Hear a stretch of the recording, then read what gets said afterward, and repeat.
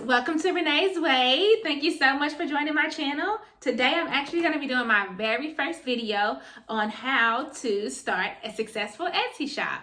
I am a owner of an Etsy shop. It is called Kudos Customs Boutique. I sell birthday outfits, so I sew tutus, make matching t-shirts depending on the theme.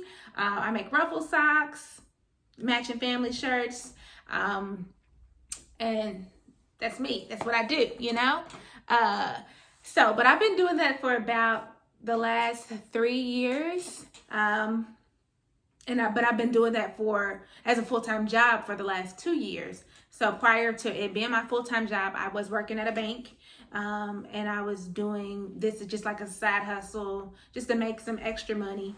But what I did was I followed the tips that I'm about to give, and I actually was just bringing in way too many orders to not make it my full-time job. I was like staying up all night because I would get off work and I have so many orders I have to do once I get home. I was barely sleeping. So, I chose to go ahead and make this my full-time job because I love to do it so much, and I was bringing in enough money now. So the first thing that you want to do is you want to make sure that you are advertising. So if you have an Etsy shop, you want to make sure if you're not bringing in the traffic flow or the revenue that you're wanting, you want to make sure that you advertise. So on Etsy, it gives you the option to set up a daily budget to advertise your listings. So what this does is, based off your daily budget, it will put your listings on the front page of the search for whatever they're looking for. So if someone searches an item that is similar to the one that you sell, then your ad will show up on the first page, because of course, who wants to look at page 19 when you're online looking for something? I mean, I know I don't. I probably go to maybe page 4, and then after that, I'm going back through page 1 and going back through page 4. No one's going to page 19 to look for something that they're looking for. So this helps bring in traffic flow, which allows people to see your shop and to view your items, which brings in more revenue. So with the budget, it is a minimum of $1 a day, and then you can do a maximum of $50 a day. You do not have to keep the budget the same. You can change it daily. You can make it as high as you want, of course, no more than $50, or you can make it as low as you want, of course, no less than $1. But you have the range between those numbers to make it any currency that you want. So I'm going to put this chart right here, and this is going to show you all exactly what it looks like. So this right here is the actual charts where you can save and set your budget. So you would just put in right here at the in the space how much that you want to set your budget as, and then you would hit the save changes, and then that would be your new daily budget.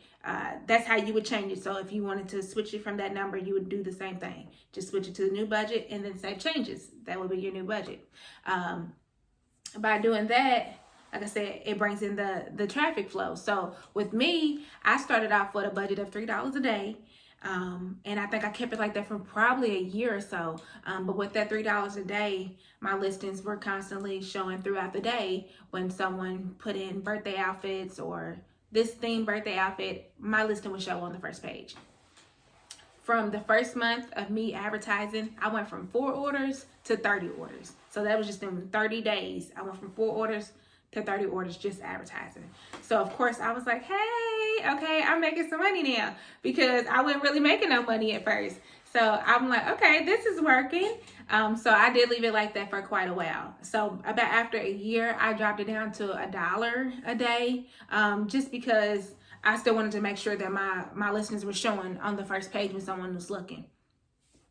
And then after a few months of that, I did just completely stop paying for advertising, because now I noticed that my page automatically shows up on the first page just because of the traffic flow. Now from advertising, it automatically shows up, because that's just what it does. Once you become, I guess popular in searches, or people click on your page or your shop, then you start going on the first page, first or second page. So yeah, that is the main thing. The first thing that you want to do, if you can't do anything, you want to make sure that you can advertise. The second thing that you want to do to make sure that you have a successful Etsy shop is you want to take good photos, of course. Good photos. Because being online, the only thing they have to look at to see what they're purchasing is a photo. So you want to make sure, if you can, you want to use like bright, vibrant pictures. Maybe get some type of, if you have a small item, then you want to get like some type of light box. Or if you have a big item, get a big like ring light or something like that. That'll help you take good pictures. You don't want it to be too busy in the background to where it takes away from the object. Like this wall back here would not be the best thing to put your item in front of, just because it's so busy that it could take away from the actual focus, which is the item that we're trying to sell, you know. So that is most definitely important. The third thing that you want to try to do to help your shop become successful is you want to try to have a good response time. Response time is when you respond to your customers, you know.